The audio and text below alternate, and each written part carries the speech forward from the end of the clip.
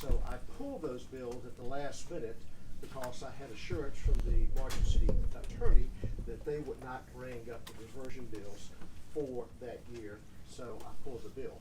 But now the press is saying that the Marshall and City Council has talked about reversion again. And so, for fairness, I do not represent the City of Marshall. I represent the community around there called Henry County.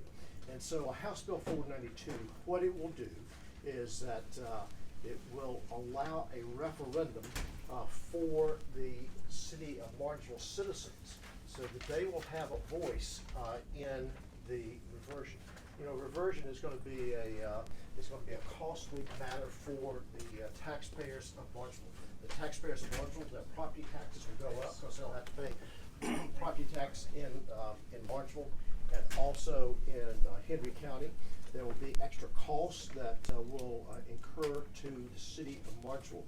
And so what House Bill 492 is, everybody at the table here is elected. We trust the voters every 2 years to make good decisions, and I think, you know, it's up to you to state if they make good decisions or not. But so what 492 is so that the citizens of Martinsville will have a voice in if they are to revert or to not, as opposed to leaving it to a 5-member city council. So, Delegate Marshall, has anyone from the city council or the mayor requested this? Of course not. The folks in Henry County have requested this. And so I have not gotten, this bill was put in January, was dropped in January the 3rd. And so I get a visit from Marshall City Attorney and a member of City Council today. And so they haven't contacted me saying, how can we work this out? So I see them today, so, and I'm sure they'll be here to testify. Are there questions for the patron?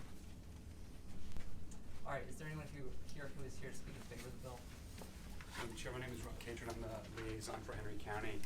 House Bills 492 and 493 are in our legislative package for this legislative session. I would point out that allowing those citizens to vote in both the county and the city would really spark a total conversation in the entire community about the impacts of reversion. This reversion would require a tax increase in the county. That's been pointed out at both city council and county supervisor meetings. So the county citizens should have the opportunity to weigh in on this as well with their views on this. And we would ask the committee to support both bills 492 and 493. Thank you. Is there anyone else here who's here to speak in favor of the bill? Anyone who's opposed to the bill? Madam Chairman, I'm Eric Mundy, the City Attorney for the City of Martinsville. Also have with me Chad Martin, Vice Mayor. And Madam Chairman, I'll actually speak to this bill 493 and 494 as well, since they're all related. The reversion process has been a statutory framework that's been in place since 1986. 3 other cities have taken advantage of that process: South Boston, the city of Clifton Forge, and Bedford. They've all reverted under the existing statutory framework.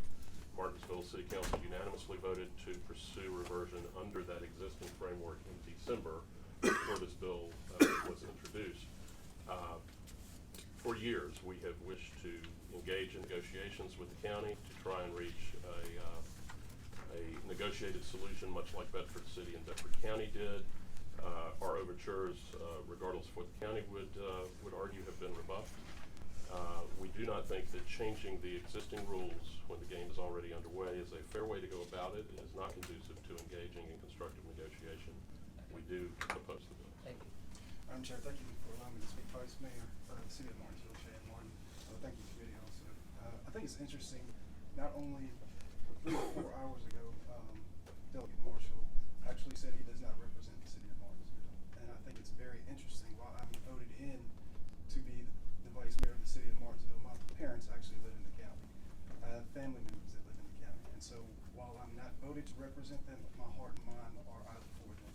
I think it's also interesting that we heard from a very reliable source that the reason the county does not want us to revert is because they do not want the demographics that make up our school system.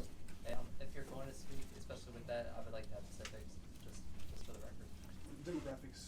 same.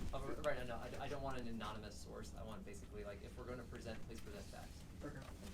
Well, so leaving that, since I'm not able to say the source thing at this time, but our demographic makeup of the school system is around 55%, and that's been an issue in the past.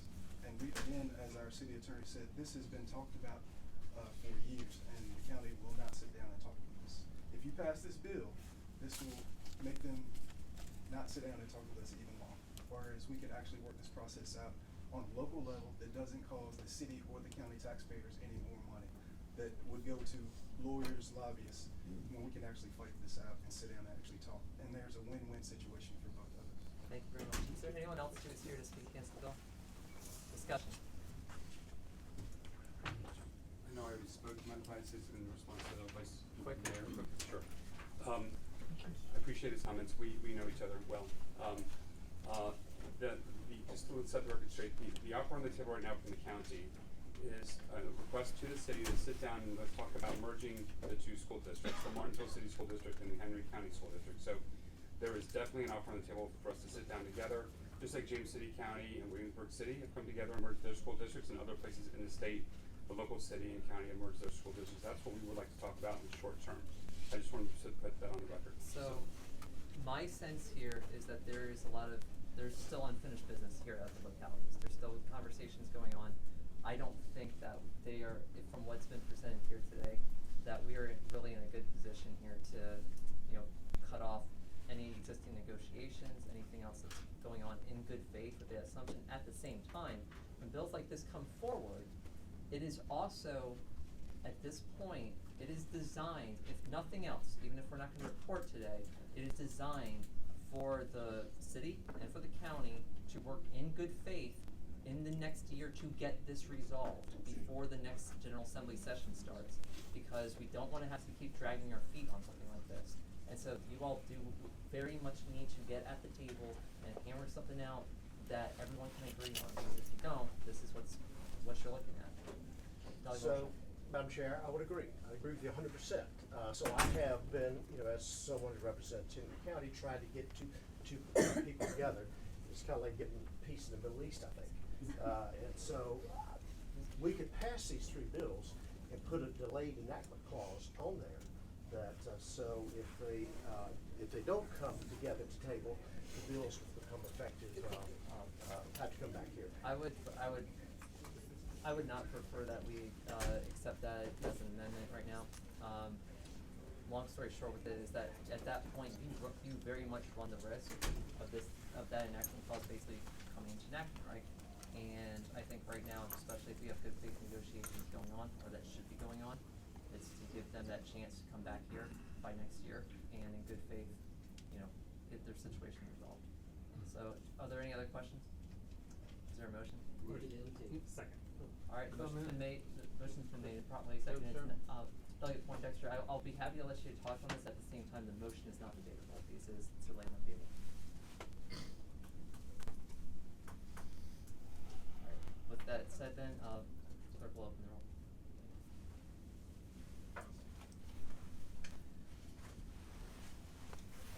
All right, clerk will close the roll. Ayes 6, noes 3. Bill's laid on the table. All right, so let's then go on to HB 493. So House Bill 493 is similar. The difference being that this county, residents of Henry County would vote to see if they wanted to get married to Martinsville. And so same ideas, except citizens of Henry County. Henry County residents, as you mentioned, is going to have to pay additional taxes because of this reversion. And I think that the voters of Henry County should say yes or no if they want to do that. Right now, the county residents have no input into this. All right, discussion or questions for the patron? Is there anyone here speak in favor of the bill? Madam Chair, like I said, Henry County, this is Henry County School District. Okay. Anyone else in favor? Anyone opposed? Close, Madam Chair. Madam Chair, Delegate Poindexter. comment. Historically, the County Cities and Towns Committee has tried to foster good relationships with both. And at times has taken some undue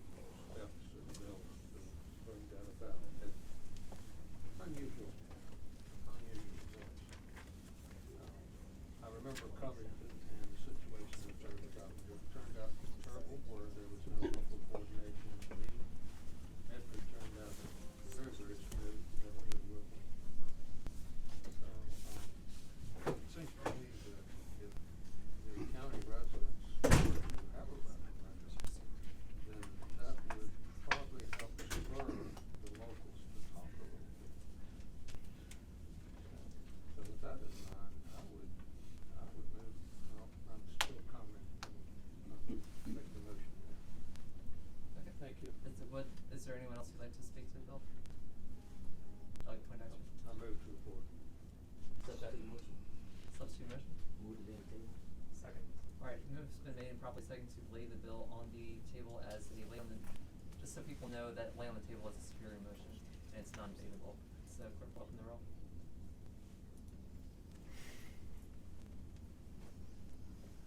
Clerk will close the roll. Ayes 5, nays 3. Motion to lay on the table. Passes. Alright, and then Delegate Marshall, that leads to HB 494. So we'll, why don't you just go ahead and table that bill, because I think I can see where we're going, so I'll save you some time. Alright, thank you very much. There's, is there a motion? See? Okay. Alright, motion So to. moved. Second. Alright, so there's been a motion to lay the bill on the table and properly seconded. Clerk will open the roll for HB 494. 494, right? It didn't come up. It's 494. 494, right? Yeah, 494. Okay, I just couldn't get it there, it's all right. So we have it lay on the table, okay, open vote. Sorry for the delay. Alright, clerk will close the roll. Ayes 5, nays 3. The motion to lay on the table passes. Thank you, Thank you, Madam Delegate Marshall. Thank you, Madam. Thank you, Madam Chairman. Next up, we skipped Delegate Tran very early in the block. So Delegate Tran, if you'd like to present next. Great. Thank you so much, Madam Chairwoman. Oh, I think somebody left their phone. Oh, who's? Delegate. Oh, Delegate Corey. We'll make sure that's her turn. Okay. House Bill 1204. At your pleasure. Alright, you can. Thank you. So this is a bill to save our birds. The fall cankerworm, which is also known as the inchworm, is a native insect to Virginia. It's a caterpillar that's an important food source for up to 39 species of migrating birds and up to 65 species of breeding birds that either live in or pass through Virginia, including the yellow-billed and black-billed cuckoos, blue jays, orioles, rufous-side towhees, and the Carolina chickadee. And in fact, Carolina chickadees feed their young 390 to 570 caterpillars a day alone. So the fall cankerworm is a particularly important food source for birds, and over the last 50 years, the bird population has declined by 3 billion or 29% worldwide. So supporting a vibrant bird population in Virginia, which means making sure they have an appropriate amount of food source, natural food source, this bill would support that by requiring localities to use an opt-in program when they decide to spray for the fall cankerworm. I have a substitute. That's line amendments. Oh, line amendments, thank you. Madam Chair, I can read those. Yes, please. On, this is House Bill 1204, line 17, after the word suppress, strike infestation of. Line 18, after the word any, insert private. And then after the words of the, insert the word private. And after of the. Right. Private, gotcha, okay. So I'm going to go ahead and read this out. The substitute for, just so everyone knows what we're working on here. No locality, including a service district created pursuant to the provisions of Chapter 24, what section, shall spray any pesticide intended to suppress the fall cankerworm or on any private property unless the owner of the private property requests such spraying through an opt-in program operated by the locality. Any questions for the patron? Question. Delegate Poindexter. Delegate Tran, could Yes, you sir. tell us when the bird species that you're referring to, when their nesting season ends? Oh, that's great. So birds, so I introduced this bill last year, Madam Chairman, if I may respond. I introduced this bill last year, And what I've learned is that essentially the breeding and migrating season for birds vary, can last nearly all year long depending upon the species. But generally kind of this spring to fall area, so around March 1 to June 30th. The fall cankerworm's life cycle, though, times it just kind of perfectly so that when they pop out of their eggs, that's when birds are breeding mainly. And so the spraying would not happen during that time, but you would spray before they hatch. Doug Poindexter, did you have follow-up? Oh, I just thought that the nesting season was over by fall when they fall out of the, up my way, they have these big nuts on the trees and webs, and then it's late August, September, October when they fall out in the fall. If the birds are nesting in the spring, I just couldn't correlate the damage on the bird. Understood. And Delegate Tran, did you have any cankerworms to show us today? I didn't bring any. I didn't. I'm afraid your legislative assistant is going to be in hot water, as he was specifically instructed, no worm, no bill. But I look like a worm. Oh, no. All right. Is there anyone who's here to speak in favor of this wormy bill? Is there anyone here who is here to speak against the bill? Madam Chair, members of the committee, I'm Chris Sigler. I represent Fairfax County. Fairfax County and Prince William County are the two counties that actually have a cankerworm infestation program. So this bill is directed at us. And I wanted you all to get kind of an understanding of what our program is and how we do it. Right now we have an opt-out program. And our public works folks monitor the fall cankerworm population. They use the science to do the monitoring. And we only spray when there's an infestation. And the reason that this is important is because if there's an infestation of fall cankerworms, it can destroy tree canopy in our county. And Fairfax County is blessed to have a pretty significant amount of tree canopy. So the concern is if these cankerworms get out of control, we start losing that tree canopy. Right now, the last time Fairfax County had to spray, according to the science, it was in 2015. So we don't spray often, we only spray when necessary. And once we decide to spray, our process is sort of as follows. Our scientist determines time to spray. This goes before our Board of Supervisors. The Board of Supervisors hears the science and decides whether or not they want Public Works to spray or not. If the Board of Supervisors gives the thumbs up for spraying, then we send out 3 notices to the affected area. 2 are mailed, and the mailing contains the information about why the spraying is being done. It also contains a form that they can send back to us to opt out. If you don't want your property sprayed, you opt out, we don't spray it. And then then we deliver a door hanging to every affected property with the same information. So there's lots of public notice, lots of opportunity to opt out. Our concern with an opt-in program is that it becomes very difficult for us to manage. You know how it is. People get mail, they may not respond, they may not care. They may not care enough to opt in. But the people who really care about this and don't want their property to spray will opt out. So we feel this is very damaging to our tree canopy, and we'd ask you to approve the bill. Thank you very much. Next person. Madam Chair, David Westcott with Prince William County, and as the gentleman from Fairfax stated, we're also in opposition to this bill, and our Public Works Department and Environmental Services Department has also weighed in and opposes this. Madam Chair, members of the committee, Katie Helbush with the Virginia Forestry Association. Respectfully, we also are in opposition to this bill. As you may know, 2/3 of Virginia is covered in forest land, and we are the number 3 industry in Virginia. Caring for our trees is very critical to sustainable forestry management, and an important tool in the toolbox are these pesticides, so that we can continue sustainable forest management. We certainly support the safe use and application of both herbicides and pesticides in accordance with all federal and state regulation. Hardwoods make up more than 79% of all timberland across the Commonwealth.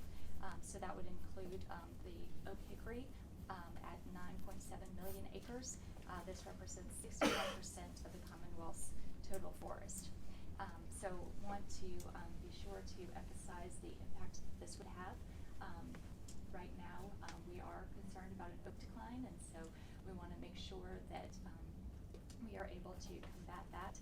It's a natural phenomenon that's going along, and it's especially prevalent when you have drought and insect defoliation occurring, which is of course what would occur if you couldn't spray for cankerworms. So I wanted to present that information to you on behalf of the Forestry Association. Thank you. Madam Chair, Beck Stanley for the Virginia Agribusiness Council. I can't believe I'm up here agreeing with Fairfax County on something. That was short-lived. But we do oppose the bill. Northern Virginia's got some of the most beautiful oak trees in the state of Virginia. We want to preserve those, and we ask you all to oppose this. Thank you. Thank you. Madam Chair, members of the subcommittee, Susan Seward with the Virginia Forest Products Association, and I will just, for those of you all that are not from rural Virginia, in this past century, we have lost two different hardwood species. The American chestnut, because of disease, is no longer anything. We're trying to bring it back. We've also lost the ash tree due to the emerald ash borer, which is an insect. There are very few ash trees left in Virginia. So with oak being so critical to both our hardwood industry, we know that we can lose tree species, so we would urge to oppose this bill. Thank you. Question for you. Is there any other code that has contributed to the loss of, basically of those existing trees that we have? How would this bill affect that? How would this bill make what you've already sustained any different? I guess the point I was trying to make, if untreated, if unmanaged, in the case of the emerald ash borer, and that's a rather difficult insect, but we can lose species if we don't manage the disease. So we've had a huge decline in the ash tree population in southern Virginia. So. Doug Smith? Yeah, I just wanted to add to the comment. I believe we were taught in early science and education in middle school that birds carry seeds and they disperse them across and they create new areas where trees are born. And if 30% of the the bird population has been lost over the past years, then I think we have 30% less seeds being dispersed across our areas where they can grow. Would you agree with that statement? Perhaps. I was just speaking to the disease condition of two different species of hardwood trees that we've lost, that's all. Thank you. Madam Chair, members of the subcommittee, my name is Ben Rowe. I'm speaking on behalf of the Virginia Farm Bureau. I don't want to hash through any of the things we already heard just for the sake of time. I will say that this subcommittee just passed unanimously a bill that aimed towards preserving trees in an area very close to here, and this would remove one tool from that toolbox. I can't address the question about seeds and nuts. Oak trees actually have larger nuts that are spread by mammals like squirrels rather than birds. Cankerworms impact oak trees far more than any other species, so this would be a concern. Thank you. Madam Chair, can I respond to some of these questions? I think some of these fears are unfounded. Well, hold on one second. Sorry. Is there anyone else who's here to speak in opposition to the bill? Discussion. Okay. If I could, so I bring in this bill on behalf of some constituents who are also members of the Audubon Society of Northern Virginia. They were unable to attend today, but I'd like to read a very quick statement from them and then respond to some of the concerns that were raised because I think they are unfounded. From the Audubon Society of Northern Virginia, we support proposed House Bill 1204 because it empowers homeowners to make an affirmative decision about whether a locality should spray pesticide on their property to kill a native insect. The caterpillars targeted and eliminated by the insecticide are an important part of a healthy forest. As a native insect, these caterpillars would be controlled naturally by birds and other wildlife. Spraying pesticide has a perverse outcome of leading to more insect outbreaks and a need for more spraying. Property owners should be trusted to make the decision that's best for their property. End of the statement. This bill does not prevent localities from using pesticides when they deem it best, as the best appropriate mechanism or tool. It just switches from an opt-out program, which many localities use now and which Prince William and Fairfax County spoke to an opt-in program. And that's an important switch because I think the gentleman from Fairfax County said, sometimes you get it and you're lazy and you're not reading and so suddenly you're opting out. An opt-in program just requires a little bit more effort on behalf of the county, using the same outreach methods that they may be using now to make sure that their residents understand what's going on and to make an informed decision. It does not change the ability of localities to use pesticides. This bill affects specifically private property. So the concern around state forests and perhaps even local forests and local land that can continue to be sprayed and managed as the state forester and the local government sees fit. It does not affect those entities' abilities to spray on those public lands. This is specifically private property, yours and mine. Last year when I presented, I was asked to speak to a professor at Virginia Tech just to make sure, as being one of our premier cooperative extension programs, where they stood. So I had a call with Dr. Edwin Jones, the director of the Virginia Cooperative Extension and Associate Dean of the College of Agriculture and Life Sciences. And he said to me he would oppose a complete ban on spraying cankerworms. However, an opt-in program is something he deems would be acceptable and works. In an article that he co-published, it says, mature, healthy trees are able to withstand a single season of complete defoliation with little effect on tree health, even up to 2 years. However, 3 or more years of defoliation can cause long-term injury. In addition, there are other stressors present, drought, disease, or other insect pressure that appear over a long period of time. Tree health could be very well reduced. It's an article about the fall cankerworm. Thank you. Are there questions for the patron? Delegate Poindexter. Yes, does the patron have any evidence from the doctor or anywhere like that the drop in bird population has been affected by the cankerworm, or aren't there other factors that we're regularly told about, like feral cats and whatever that's causing the drop in population? If I may, Madam Chair. That's an excellent question, Delegate, and in an article by the New York Times that talked about the great reduction in bird population, the 3 billion birds that have been lost over the last 50 years, they do talk about food source as an important piece, but you're right that there are other pieces, which is I posit that therefore making sure that we're doing all we can in the different parts of supporting that ecosystem is really important, including food source. Okay. Any other questions for the patron? Delegate Poindexter.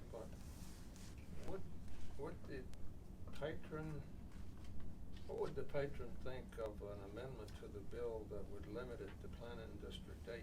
Well, so Delegate Poindexter, because this form only exists basically in planning district 8 from what they were saying, unless I heard that wrong.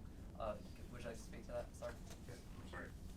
Corey Connors, Executive Director with the Virginia Forestry Association, and I know that Katie spoke before. Right. Madam Chair, my understanding was that it was just Prince William and Fairfax that had this program. No, there are other spraying programs across the state, ma'am. I also wanted to share a little bit of statistics just to kind of help inform the debate. I just want to keep that to where the population was. And Okay, so the population is across the state. So in 2012 to 2014, there was a major deforestation event based on fall cankerworm, about 250,000 acres across the state in 2 consecutive years. Since 2002, about 600,000 acres of Virginia forest land have been defoliated versus 365,000 by the gypsy moth. So it is a statewide phenomenon. Thank you. All right. So to Delegate Poindexter's point, yes, we could limit this to Plain District 8. I guess Delegate Chair, would you consider that a friendly amendment?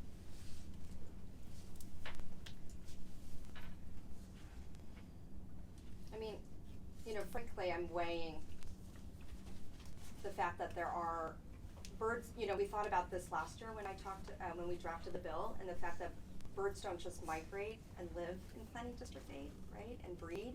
They live and breed throughout Virginia. And, all I'm gonna, I just want to say again, the fear that suddenly you can't use pesticide is clearly unfounded, because this does not ban localities from using pesticides. Localities now can use an opt-in program or an opt-out program to treat, or other methods, right, to communicate with private homeowners to treat fall cankerworm. What we're asking is that localities use an opt-in program just to make sure that homeowners are educated when they make a decision about what's happening on their private property. So the answer to that was no. Yeah. Okay. So then, at this point, are there any other questions from the patron?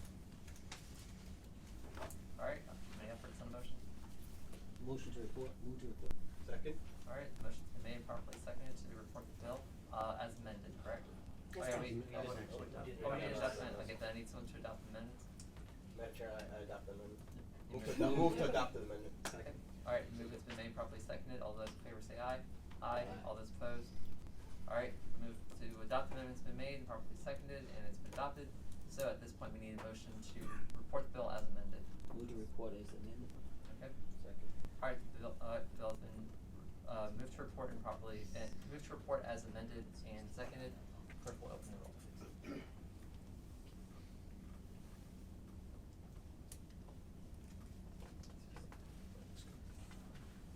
Alright, motion carries 3-2.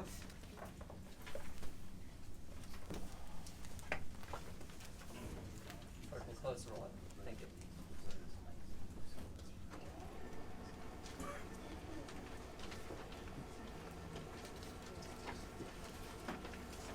Alright, next up is Delegate Bourne with HB 1345. Thank you, Madam Chair.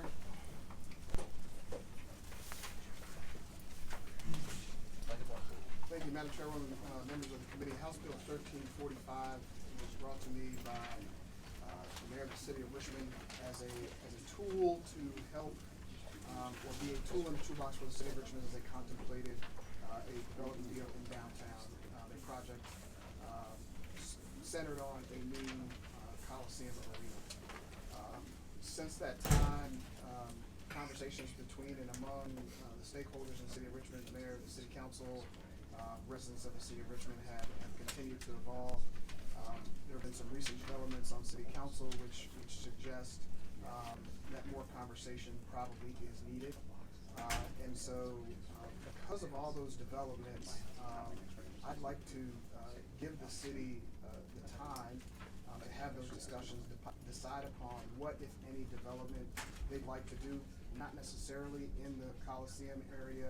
Could be on the boulevard, it could be in South Richmond, and more importantly with respect to this bill, because this bill really is providing, as we have, we the General Assembly and other areas of the state, a tool to help localities finance infrastructure projects. And so I think those conversations will be fruitful, and my hope is that at some point the city will indicate clearly that they do want this tool. But for now, I think those conversations need to evolve and continue to happen, and so I'm not sure what the pleasure of the committee would be. So, Delegate Bourne, I mean, our caucus meeting's already just started, so I would like to wrap this up, and I mean, clearly, I'll just put it this way, if you are here to oppose this bill, please stand up. Okay, thank you. If you're here in favor of the bill, please stand up. Okay, so then what I would think that we should do, just to expedite the process here, is for someone to motion to lay the bill on the table, and then you can continue that conversation into 2021. Okay? A motion to lay the bill on the table. Sit. All right, motion's been made and properly seconded to lay HB 1345 on the table. Clerk will open the roll. Good call.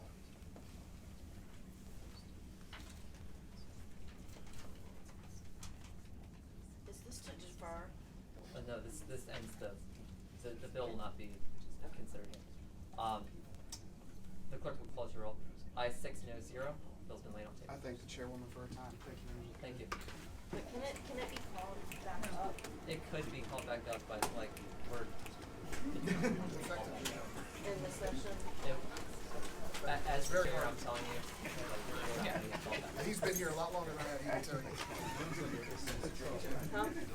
Alright, we're going to briefly wait for people to clear out, and then Delegate Samara is going to present this bill next. And you don't have to. Alright. Hey, if everyone could please clear out within the next 30 seconds, I'd appreciate it.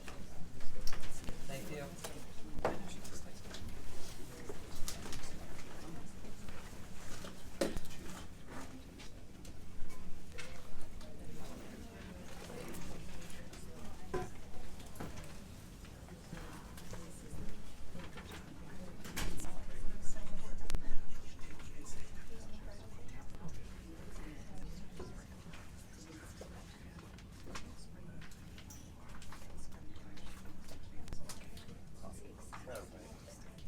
Madam Chair. Hold on one second.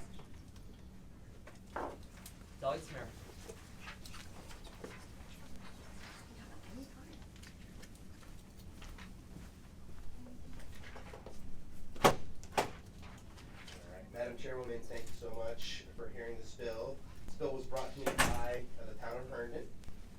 That is where I live and I represent. And they would like to consolidate the efforts of collection of town taxes with Fairfax County. So this bill, if it were to become law, would authorize the Board of Supervisors of any county that has adopted the urban county executive form of government to enter into agreements with towns located partially or wholly within such county for the collection and enforcement of real or personal property taxes by the county official responsible for assessment or collection of taxes. The authority granted to such counties is similar to authority granted to Loudoun County under existing law. Which is neat because a lot of people don't know this. There's a very small part of Herndon that is actually in Loudoun County. I think it's one of the only, it might be the only town in Virginia that is actually in 2 different localities. So anyway, alright, are there questions for the patron? Is there anyone here who is here to speak in favor of the bill? Good evening, Madam Chair and members. My name is Lisa Yates. I'm the town attorney for the town of Herndon. Thank you, delegate, for bringing this bill forward. As was indicated, Fairfax County is the only county in the state that has the urban county manager form of government. Currently, Fairfax County collects and bills, assesses bills and collects their county taxes. They collect our, some of our taxes, but we would like them in an effort to be efficient for citizens to be able to pay all of their taxes there. It seeks to amend the code to permit them to enter into agreements with towns within the county, and we would ask that you do that. I think it accomplishes the intent of House Bill 1500 that was adopted back in the 2017 session, creating the Joint Subcommittee on Government Fiscal Stress. One of the goals was to review savings opportunities from increased regional cooperation. We believe this bill does that and is limited to the Fairfax County region. And by the way, has Mayor Merkel weighed in on this bill? Mayor Merkel loves this bill. Thumbs up. Speaking, just full disclosure, she is a dear friend and a wonderful person. She hopes you love it. I don't know about our bill. Madam Chair, Chris Sigler, Fairfax County. We also thank the delegate for bringing this bill forward. Fairfax County supports the bill. We love our towns. Happy to help. And happy your delegates. Michelle Gaddy, Virginia Municipal League, we support the bill as well. Thank you very much. Is there anyone here in opposition to this bill? Move to report. Second. Move's been made and properly seconded to report the bill, HB 1534, to full committee, and our clerk will open the roll. Alright. He did it to me earlier This is what today on happens the when you floor. represent Loudoun and not Fairfax. Clerk will close the roll. I 6 no 0. The bill sliver reports. of Fairfax Loudoun. Okay, so hold on before you go, Delegates Mayor. I want to make sure if we have anyone else. Okay. So, that's right. I need to now present Delegate McQuinn's bill for HB 1688. My understanding is we have someone here from Henrico County who would like to speak to this bill. So, HB 1688, which I am presenting on behalf of Delegate McQuinn, exempts land used for the internment of human remains owned by an individual, family, or church from a local ordinance requiring certain owners of property to cut the grass, weeds, and other foreign growth on such property. And if you read the bill, you can see that this is in effect on lines 36 and lines 37. And is there an amendment? There's a substitute. Okay, I need someone to move to adopt the substitute. Move the substitute. Seconded. All right, it's been made and properly seconded to adopt the substitute. All those in favor? Aye. All those opposed? Thank you for that 1-0 count. Fantastic. All right. So where is our person from Henrico County who would like to speak to this? Please identify yourself and tell us about the bill. Madam Chair, members of the subcommittee, Mike Sherman with the County of Henrico, and I'm excited because I've been dying to present this bill to you. Wow. Okay. We love that. PBI? No. Retracted. You want to see a death real fast? No, please. I'll make it Spell sheet quick. in 3 letters. Yeah. There are numerous older cemeteries that predate the perpetual care requirements in the code. Delegate McQuinn, a number of years ago, came and requested funds to help with the assistance of historically African American cemeteries. There are other provisions in the code that allow localities to assist with this issue. It's not just historically African American cemeteries, there are others. There's the in-kind bill that you took up earlier today. We use that in a similar fashion, but it requires an event from a nonprofit entity, if you will, that goes in to try to clean up the cemetery. The statute currently allows us to provide funds by appropriation to a nonprofit entity to again assist with the cleanup and the maintenance of these cemeteries. The problem that we've run into is that the predicate to all of these solutions apply after the fact, after the cemetery is long since been neglected. And so what we would like to do is request that the General Assembly allow us to regulate the cemeteries the same way we do commercial and residential properties right now. There is a cemetery in Henrico that abuts a townhouse subdivision. We have the authority on one side of that property line to require the maintenance of the grass and the shrubs, but not on the other side. And so what this bill would do is make the authority uniform. Thank you very kindly. Is there anyone who has a question for the substitute patron? All right, is there anyone who is here to speak in favor of the bill? Is there someone here who's here to speak for the bill? Madam Chair, I referenced my prior comments. Thank you. Is there anyone here who's speaking against this bill? Committee operates on a motion. Move to report. What are you, wait. What are you moving to report? Amendment. Substitute. The substitute. Okay. Is there a second? Second. All right. Move's been made properly seconded. Yeah, Did you yeah. have a question, or did you want to speak to the motion? I want to speak to the bill. Voting on the Go ahead. amendment? Yeah. Speak to the motion. Go ahead. Okay. You said you now have the authority for commercial and Residential. residential. That's Yes. what I thought I heard you say. Now, how about the cemeteries, further question? How about the cemeteries where, or is this part of the problem, where you don't know who the owner is, or the owner won't pay a bill? What are you doing with those? What do you mean by pay the bill? Well, you said, I think this amendment says that you can do the work and send them, charge them for it, doesn't it? So currently what we have the authority to do Shall is we we can charge them? request that the owner maintain the property when he knows the violations. If they don't do that, then at that point we're able to send in a crew to cut the grass, and then we send an owner a bill for the Okay. for the labor. I think the gentleman followed. How about cemeteries of which really you don't know who owns them? I mean, there are a lot of them in Virginia. I don't know if you have any in your county or not. Is that part of this problem? No, sir. Okay. Anything Thank that's you, on our Mr. land Chairman. records, Thank we you, have sir. the owner. All right. So anyways, there's been a motion. It's been properly seconded. Is there anyone else who'd like to speak to the motion? All right. Other than that, the clerk will open the roll.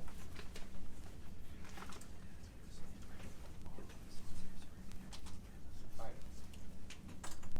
All right. Clerk will close the roll. Aye 6, no 0. Bill reports. Thank you very kindly.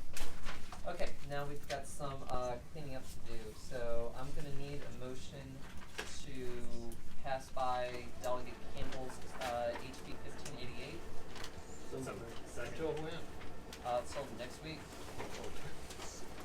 So, yeah, so pass by till next Oh, I week. got the wrong one, hold on. Oops. Yeah, or pass by for the day, technically. It's a voice vote.